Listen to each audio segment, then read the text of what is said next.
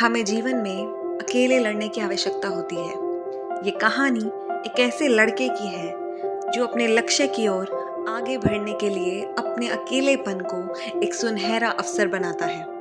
एक समय की बात है, एक छोटे से गांव में एक लड़का रहता था।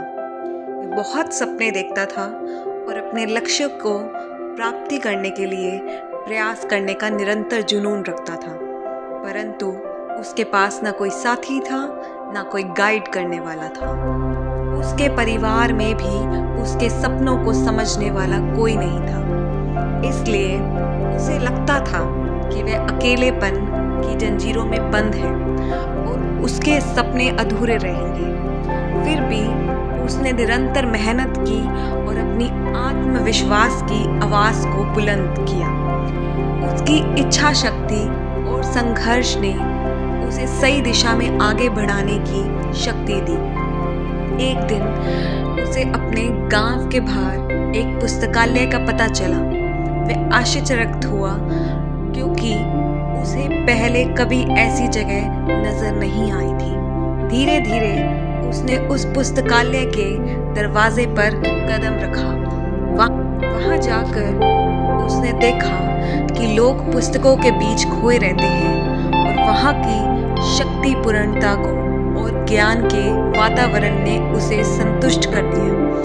अपनी उत्कृष्टता को पहचानते हुए उसने निर्णय किया कि वह पुस्तकालय में समय बिताएगा।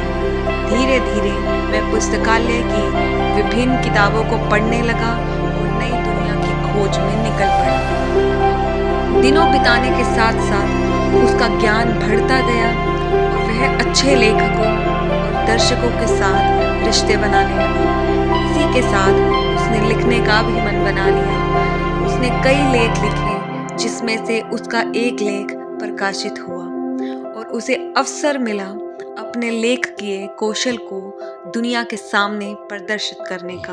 वह लड़का जिसने कभी अकेलेपन को एक रुकावट समझा था, अब एक प्रेरणादायक उदाहरण बन गया।